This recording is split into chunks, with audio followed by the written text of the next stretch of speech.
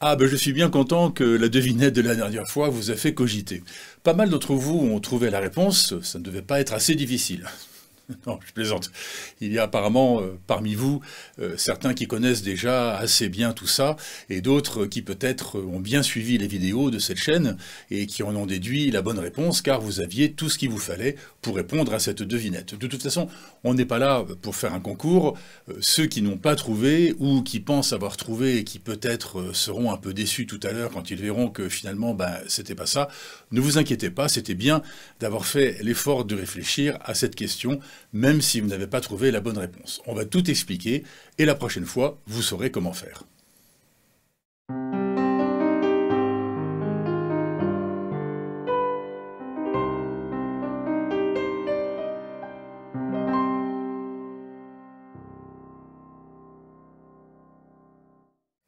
Bonjour, pour ceux qui ne me connaissent pas encore, je m'appelle Stéphane.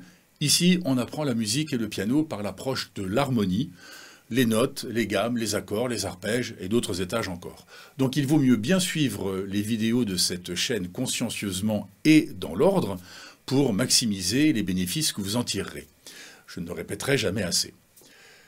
La devinette de la dernière fois, c'était dans quelle gamme est jouée la chanson Remember Us This Way de Lady Gaga jusqu'à la fin du R2. On exclut tout ce qui est après le R2 car à partir de ce moment-là, il y a un changement de gamme au milieu de la chanson pour faire une petite surprise, on verra ça plus tard.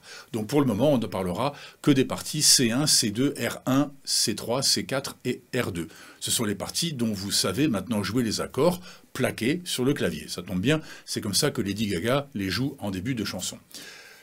Alors, comment s'y prendre pour déterminer cette gamme et pourquoi ? Déjà, par les vidéos passées, on sait qu'un morceau se joue dans une gamme, toutes les chansons et tous les morceaux, sans exception, quel que soit leur style, rap, reggae, folk, classique, doivent respecter une gamme et une seule. Sinon, ce n'est pas audible. Des notes désagréables vont apparaître. Jouer dans une gamme et donc limiter le nombre de notes que l'on va utiliser offre un cadre en dehors duquel on risquerait de sonner faux. Par exemple, des chansons comme Let It Be ou le prélude de Bach en Do majeur ou Alléluia de Leonard Cohen ou No Woman No Cry de Bob Marley respectent une gamme que le compositeur aura choisie en fonction des autres instruments et en fonction de la tessiture de ceux et de celles qui vont la chanter. On comprend facilement qu'un chanteur comme Gims ne peut pas chanter une chanson de Céline Dion à moins qu'on la lui transpose plus bas pour sa tessiture de voix. Les 4 morceaux que je viens de vous citer sont tous les 4 en Do majeur, c'est-à-dire qu'ils n'utilisent que les notes de la gamme de Do majeur, c'est-à-dire des Do, des Ré, des Mi, des Fa, des Sol, des La et des Si, et rien d'autre, sauf quelques rares exceptions. Si une chanson se joue dans la gamme de Do majeur, elle contiendra donc que les notes de la gamme de Do majeur dans sa mélodie, dans son accompagnement, dans toutes les notes qui la composent, quels que soient les instruments de l'orchestre qui jouent dans cette chanson. Si on introduit une autre note qu'une de la gamme dans laquelle on joue, on risquerait de faire une fausse note. Bon, oui, pas toujours. Vous vous souvenez, dans une vidéo passée, j'avais introduit une note parasite, comme j'aime bien les appeler, qui fait un effet très spécial, bancal, presque faux, qui crée une tension qu'il faut vite résoudre, sous peine de faire grincer les dents de nos auditeurs. Je vous la repasse, je vous repasse cette partie de cette vidéo pour que vous vous en souveniez. J'ai peut-être envie d'enfoncer encore ce côté sombre que donne déjà le fait qu'on joue en Do mineur en introduisant quelque chose d'inhabituel, un truc qui dérange. Par exemple ceci.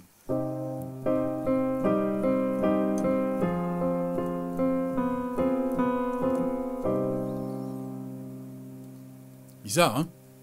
Vous vous souvenez quand je vous disais qu'on peut quand même sortir parfois de la gamme dans laquelle on joue, Do mineur en l'occurrence, mais qu'il fallait faire très attention à ce que l'on fait, sous peine de faire des fausses notes qui vont choquer l'oreille. Eh bien, voici un très bon exemple. Le Si que j'introduis dans le Fa mineur, cette note-là. Sa présence est donc inhabituelle puisqu'elle ne provient pas de la gamme de Do mineur et elle provoque ce son un petit peu bancal, qui sonne presque faux. Pourtant, techniquement, c'est bien une fausse note, puisqu'elle n'a rien à faire ici dans un morceau que l'on joue en Do mineur, puisque ceci, cette note-là, n'appartient pas à la gamme de Do mineur. Et pourtant, on peut quand même s'en servir avec parcimonie pour faire un effet un peu spécial. Et cet effet, vous le connaissez déjà, on en a déjà parlé, c'est cet effet de tension et de résolution. Je crée une tension. Regardez.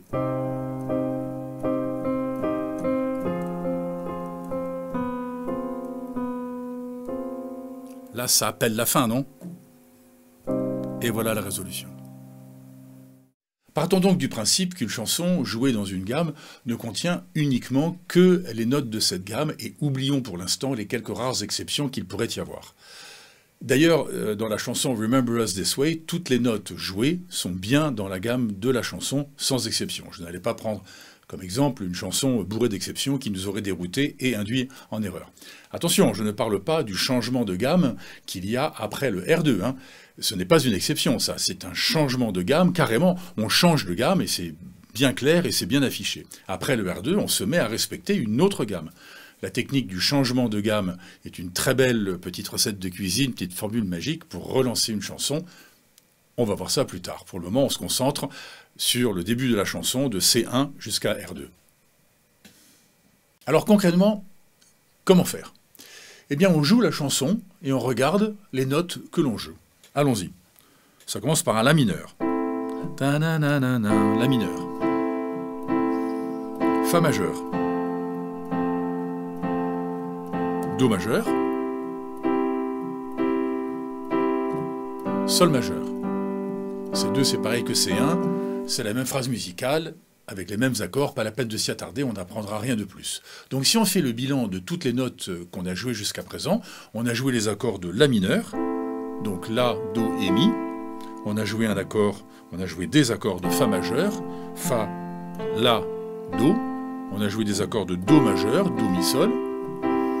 Et des accords de Sol majeur, Sol, Si, Ré. Bref, que des Do, des Ré, des Mi, des Fa, des Sol, des La et même des Si. Toutes les notes blanches du clavier. Do, Ré, Mi, Fa, Sol, La, Si. Tiens, toutes les notes de la gamme de Do majeur. Bon, continuons pour être sûr. Ensuite vient le R1. When I'm all choked up and I can't find the words. Bon, là on joue donc un Fa majeur suivi d'un Do majeur, deux accords qu'on a déjà utilisés dans le C1 et le C2. On continue. Every time we say goodbye, baby, it hurts. La mineur et Sol majeur, ceux-là aussi on les connaît, on les a déjà joués. When the sun goes down. Fa, Sol, La mineur, on connaît aussi. And the band won't play. Fa majeur, Sol majeur et Do majeur, on connaît aussi. I'll always remember us this way. Fa majeur, Sol majeur et Do majeur. Bref, toujours les mêmes accords que dans C1 et C2, mais joués dans un autre ordre. Bon ben, tous ces accords de C1, C2, R1 et forcément C3, C4 et R2 se jouent uniquement avec les notes Do, Ré, Mi, Fa, Sol, La, Si. Ça commence vraiment à sentir très fort la gamme de Do majeur. Je ne vais pas le faire pour éviter que cette vidéo dure trop longtemps, mais si vous voulez, cherchez la mélodie à l'oreille, vous verrez qu'elle aussi n'utilise que les notes de Do, Ré, Mi, Fa, Sol, La, Si, sans aucune autre note. Donc, il semblerait qu'on soit vraiment bien dans la gamme de Do majeur. Ouais. Ben voilà, hein, on a beau chercher, il n'y a pas de notes autres que les notes de la gamme de Do majeur. Voilà, cette chanson est en Do majeur. Ah, mais pourquoi? Qu'est-ce que j'ai raté, là? Ben, à ce stade de l'analyse de la chanson, peut-être ben que oui ou peut-être ben que non. Oh là là, mais c'est quoi cet embrouille, là? Non, non, il n'y a pas d'embrouille. Il y a juste un truc auquel vous n'avez peut-être pas pensé. Et le voilà, le piège que je vous avais annoncé. Moi, si ça peut vous rassurer, je me souviens que j'étais tombé dedans à plat ventre, sans rien voir venir, il y a quelques années. Je ne m'étais pas souvenu que chaque gamme majeure a une sœur jumelle, mais 3 demi-tons en dessous. La gamme de Do majeur, Do, Ré, Mi, Fa, Sol, La, Si, Do, a une sœur jumelle, 3 demi-tons en dessous. 1, 2, 3, c'est la gamme de La mineur. Elle utilise les mêmes notes que celle de Do majeur, mais elle commence par un La, au lieu de commencer par un Do. Mis à part sa différence de hauteur, vous entendez qu'elle ne chante pas du tout la même mélodie. La gamme de Do majeur, gamme de La mineur. la gamme de Do majeur a cette couleur enjouée des gammes majeures et la gamme de Do mineur a ce côté un peu triste de toutes les gammes mineures. Donc en fait, sans le savoir, vous savez déjà jouer la gamme de La mineur. C'est la même que celle de Do majeur, mais elle commence par un La et pas par un Do. Les deux gammes de Do majeur et La mineur contiennent exactement les mêmes notes, donc la chanson Remember Us This Way pourrait être en Do majeur, mais elle pourrait être aussi en La mineur. Alors dans mon cas, et à ma décharge, l'exercice était beaucoup plus vache car il s'agissait d'une chanson en Mi majeur. Et Mi majeur, vous voyez qu'il y a déjà 4 altérations. Donc il fallait que je fasse Mi 1, 2, 3. C'est la gamme donc de Ré bémol mineur, utilisant les mêmes notes que la gamme de Mi majeur. Alors oui, elle est composée des mêmes notes puisque c'est sa sœur jumelle, mais c'est pas vraiment une gamme utilisée souvent en musique contemporaine, ni même en musique classique. Les compositeurs ne sont ni maso ni sadiques, ils ne cherchent pas à complexifier leur composition sans bonne raison, déjà pour ne pas s'enquiquiner eux-mêmes, mais aussi pour ne pas décourager ceux qui, plus tard, on l'espère, vont jouer leur morceau un jour. La gamme de Ré bémol mineur, je ne la connaissais pas et je ne la connais toujours pas, simplement parce que je ne l'utilise jamais. Alors si, je la connais quand même parce que je sais que c'est la jumelle de la gamme majeure qui se trouve 3 demi-tons au-dessus. Ré bémol, 1, 2, 3. Voici la gamme de Mi majeur. Si j'enlève 1, 2, 3, voici la gamme de Ré bémol mineur. Mais elle n'est pas automatique, comme le pourraient être d'autres gammes que l'on utilise plus souvent, comme la gamme de Do majeur, ou Do mineur, ou La mineur, ou même celle de Si, qui a 5 altérations, mais on la voit venir quand même, on la voit souvent. Alors, Remember Us This Way, et dans quelle gamme? Il va falloir qu'on se décide, en Do majeur ou en La mineur. Un abonné prénommé Gérard, que je remercie au passage pour son commentaire, a écrit quelque chose comme « soit Do majeur, soit La mineur, mais étant donné qu'il y a un accord de La mineur, je penche plutôt pour la deuxième option, La mineur. » Pas mal. Déjà, contrairement à moi, Gérard ne s'est pas laissé berner et a vu que c'était soit Do majeur, soit La mineur.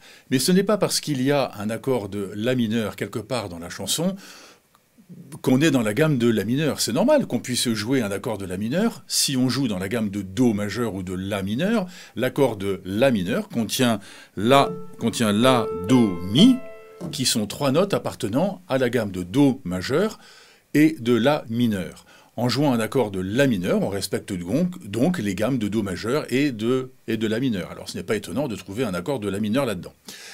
Ce n'est donc pas parce qu'il y a un accord de La mineur de la chanson que ça va nous faire pencher vers la gamme de La mineur. S'il y avait eu un La majeur, alors là ça aurait été bizarre. L'accord de La majeur est composé des notes La, Do dièse et Mi, le Do dièse étant un intrus dans la gamme de Do majeur ou de La mineur, puisqu'elles n'en contiennent pas.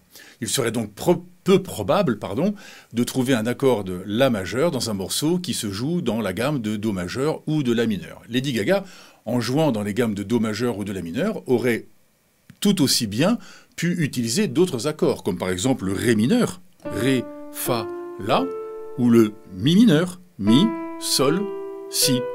Ces deux accords contiennent uniquement les notes des gammes de Do majeur ou de La mineur. Ces deux accords respectent donc bien les deux gammes, comme le font les accords qui sont déjà présents dans la chanson.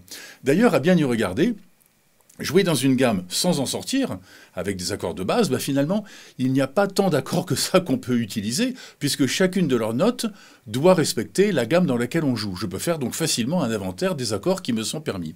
Alors, on joue dans la gamme de Do majeur ou de La mineur. Donc on n'utilise que les touches blanches de mon clavier. Do, Ré, Mi, Fa, Sol, La, Si, Do. Ok. Premier accord que je peux utiliser qui respecte ces deux gammes. Do. Do, Mi, Sol.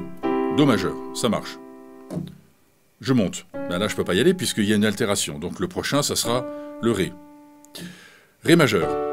Ah non, ça ne marche pas.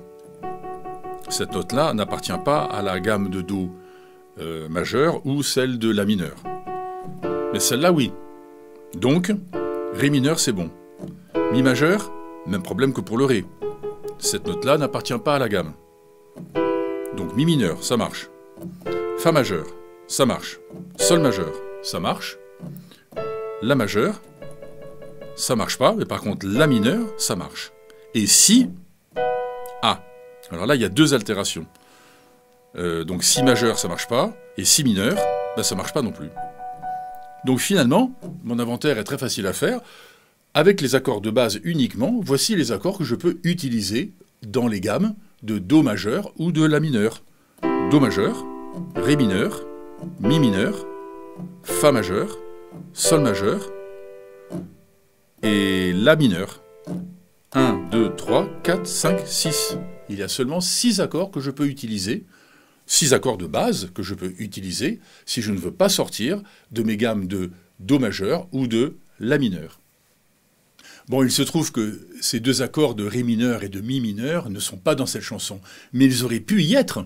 Regardez, je me suis amusé à modifier un peu la chanson en y introduisant ces deux accords. Je présente d'avance mes excuses à Lady Gaga d'écorcher sa chanson comme je vais le faire, mais je pense qu'elle me pardonnera puisque c'est fait dans un but éducatif. Écoutez ça, je commence de façon normale, comme la chanson commence vraiment, avec un La mineur. La mineur. Na na na na na. La mineur. La la la la la. Fa majeur, comme d'habitude. Do majeur. Na na na na na na na na. Sol majeur. Et là, je change. Ré mineur. Na na na na na na na na. Mi mineur. Na na na na na na na. Fa majeur. La la la la la la la. Le Sol majeur. Et je repars. Na na na na na. Voilà, vous voyez, la chanson aurait très bien pu être ce que je viens de jouer. Bon, Lady Gaga n'a pas fait ce choix. Toutes les notes de ces 6 accords que j'ai utilisés respectent la gamme de Do majeur et aussi la gamme de La mineur. Il était donc facile de composer une alternative à la chanson d'origine en ajoutant des accords qui respectent bien les deux gammes. Waouh, ok, super, mais ça nous avance à quoi? On ne sait toujours pas si cette chanson elle est en Do majeur ou en La mineur, même si les gammes possèdent les mêmes notes. Oui, mais je profite de cet exemple pour bien expliquer, pour bien vous faire comprendre que les accords aussi doivent respecter les notes de la gamme dans laquelle la chanson est jouée. Alors vous allez me dire, on s'en fiche un peu à ce stade. On sait que dans les deux gammes de Do majeur et de La mineur, on a le droit de jouer que des Do, des Ré, des Mi, des Fa, des Sol, des La et des Si, puisque ces notes sont celles des deux gammes à la fois. C'était ce qu'on voulait savoir après tout. Quelles sont les notes qu'on a le droit d'utiliser ou pas? Alors on a notre réponse. Alors pour le reste, bon... Savoir si c'est du Do majeur ou du La mineur, puisque les deux gammes ont exactement les mêmes notes, bah, du coup on s'en fiche un peu. Bah, pas tout à fait. On ne va pas jouer une chanson de la même façon. En majeur, on aura tendance à la jouer de façon un peu plus légère que quand la chanson est en mineur. Donc ce majeur-mineur dit à l'avance sur une chanson quelque chose d'important. Donc allons jusqu'au bout de l'exercice. La chanson, toujours la même question, est-elle en Do majeur ou en La mineur? En fait, il y a deux indices qu'on peut utiliser pour ça. Le premier indice, c'est notre oreille. La chanson vous paraît-elle plutôt gaie et enjouée ou plutôt nostalgique et romantique? Bon, plutôt nostalgique et romantique, évidemment. On va donc pencher vers du mineur. Donc, entre Do majeur et La mineur, on penchera vers du La mineur. Le deuxième indice, dans la plupart des cas, le premier accord d'une chanson plante le décor et suggère tout de suite l'ambiance de la chanson qui va suivre. Le premier accord de cette chanson est un La mineur. Très souvent, une chanson commence par l'accord de la gamme dans laquelle elle est jouée. Le premier accord est un La mineur. La chanson a de très fortes chances d'être dans la gamme de La mineur. Dans le cas de cette chanson, les deux indices concordent, Remember Us This Way, et donc en La mineur. Alors bravo à ceux qui ont fait cette analyse et qui sont parvenus à cette traduction, mais bravo aussi à ceux qui ont cherché en restant peut-être coincés entre le Do majeur et le La mineur. Vous vous êtes au moins posé la bonne question. Moins bravo à ceux qui, comme moi, se sont empressés fièrement quand ils étaient jeunes et sûrs de leur réponse. C'est du Do majeur, monsieur. Dehors. Ben quoi? Qu'est-ce que j'ai dit encore? Sous l'explosion générale, sous l'expression de rire général de la classe. Alors, j'étais pas le seul à être tombé dans le panneau, mais j'étais le seul à l'avoir clamé haut et fort. Comme quoi, parfois, même quand on pense avoir raison, il vaut mieux savoir fermer sa... Voilà pour la petite histoire. Ces deux indices qui vont déterminer si une chanson est en majeur ou en mineur ne fonctionnent pas à 100%. Mais on va dire 95% dans la musique contemporaine. Le mineur n'est pas toujours synonyme de nostalgie et le majeur n'est pas toujours synonyme de gaieté. Regardez l'exemple que j'avais pris il y a quelques vidéos, la chanson Someone Like You de Adele. Hein, voici le début. Écoutez les paroles, c'est une chanson mélancolique, nostalgique.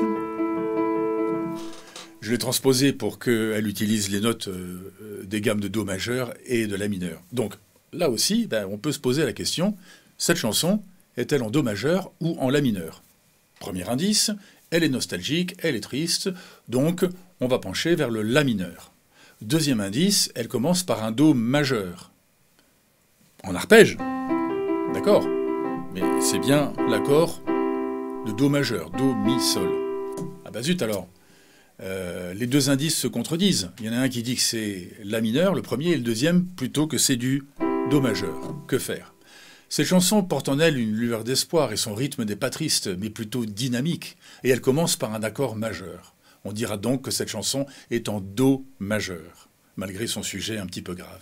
Ce choix n'est pas mathématique, comme souvent les règles de la musique le sont, comme on a vu avec les règles des gammes et des accords. Et bon. Le choix entre majeur et mineur est beaucoup plus subjectif. Une autre oreille, que la vôtre ou que la mienne, pourra très bien vous affirmer le contraire sans avoir techniquement tort. Dans Remember Us This Way, vous avez vu tout à l'heure que j'ai rajouté des accords qui ne sont pas dans la chanson, mais qui marchent bien quand même. C'était le Ré mineur et le Mi mineur, parce que leurs notes respectent la gamme de La mineur. Mais qu'est-ce qui se passe si j'essaye de rajouter un accord qui ne respecte pas la gamme de La mineur? Par exemple, je vais essayer de mettre un Fa mineur à la place du Fa majeur, le deuxième accord de la chanson. Le Fa mineur est composé des notes Fa, La bémol, Do. Le La bémol, là, ne devrait pas être là. Il n'appartient pas à la gamme de La mineur. Voyons voir ce que ça fait. La la la la la. La la la la la. Oh. Quelle horreur, on sursaute tous. Cet accord de Fa mineur casse toute l'ambiance, ça sonne complètement faux, sans doute parce que ce La bémol dans l'accord de Fa mineur n'a rien à faire dans une chanson que l'on joue dans la gamme de La mineur. Alors, cette séquence, par contre, n'est pas complètement fausse, cette séquence d'accords. Elle semble horrible parce qu'on s'attend à rester dans la gamme de La mineur et on s'attend aussi à rester à l'intérieur de la chanson que l'on regarde depuis un moment. Or, on n'y reste pas, puisqu'il y a un La bémol qui vient se coller au milieu, qui n'appartient pas à la gamme de La mineur. Mais ce que j'ai joué peut tout à fait être le début d'un air qui commence vaguement comme Remember Us This Way, un truc comme ça. La la la la la. La la la la la. La la la la la la.